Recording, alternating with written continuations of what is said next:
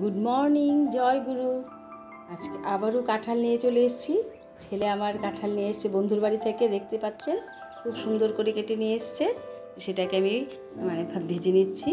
আর এখানে আমি মিক্সিতে এই যে জিরে, ধনে, কাজু বাদাম, তারপর কাঁচা লঙ্কা, আদা আমি সব মিক্সিতে নিয়ে নিচ্ছি। সেটাকে আমি আরেকটু বেটে নেব ভালো করে। এই যে গোলমরিচের গুঁড়ো, তারপর হিং সবটাই দিয়ে দিয়েছি। আর এখানটায় দেখতে পাচ্ছেন খুব সুন্দর করে কাঁঠালগুলো কেটে নিয়ে এসেছিলো। তো সেগুলোকে আমি সেদ্ধ করিনি, একদম ফ্রাই প্যানে সুন্দর করে ঢেকে ঢেকে ভেজে নিয়েছি। আপনারা ওইভাবে ভেজে নেবেন, সেদ্ধ করলে স্বাদটা নষ্ট হয়ে যায়, তার জন্য আমি করি না। আর এখানে আলুটাকেও ভেজে নিচ্ছি।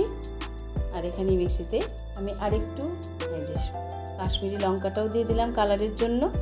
আর ঝালটা বরাবরই আপনারা আপনাদের মতো দেবেন, আমি আমার মতো দেওয়ার চেষ্টা করি, আমি একটু ঝাল পছন্দ করি। আর এখানে দেখতে পাচ্ছেন কড়াইতে জিরে আর তেজপাতা ফোড়নে দিয়েছি। আর এখানে মিক্সিতে করে রাখা পেস্টটা সবটাই দিয়ে দিলাম, স্বাদ মতো একটু চিনিয়ে দিয়ে দিলাম। আর এখানে আলু আর কাঁঠালটাকে এবার দিয়ে দিলাম। এইভাবে করে দেখবেন, খুব সহজেই হয়ে যায় কাঁঠালের এঁচড়। এঁচড় আমরা যেটাকে বলি, সেটাই আমি করার চেষ্টা করেছি। যদি ভালো লেগে থাকে অবশ্যই লাইক এবং শেয়ার করবেন। এই যে আমার অনেকটা হয়ে গেছে, ঝোলটাও দিয়ে দিলাম। এখন ঘি আর গরম মশলা সেটাও দিয়ে দিলাম। যদি ভালো লেগে থাকে লাইক এবং শেয়ার করবেন। জয় গুরু।